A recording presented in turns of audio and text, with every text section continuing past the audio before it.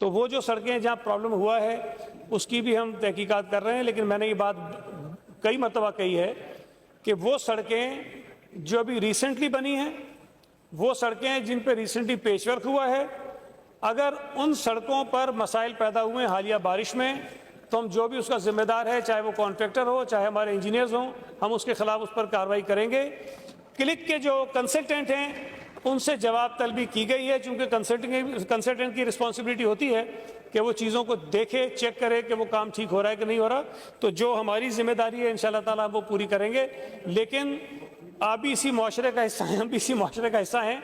मैं ये दावा नहीं कर सकता कि जो काम हुआ होगा सारा ठीक होगा, कहीं ना कहीं उसके अंदर मसाइल हुए हैं। जो निशानदेही होगी उस पर हम काम करेंगे, लेकिन इसका मतलब ये नहीं है कि उस निशानदेही के चक्कर में हम सड़कों को रिपेयर ना करें। हमने उनको रिपेयर करना है, जैसे ही बारिशें रुकेंगी हम वो काम अपना शुरू कर देंगे। बहुत बहुत शुक्रिया।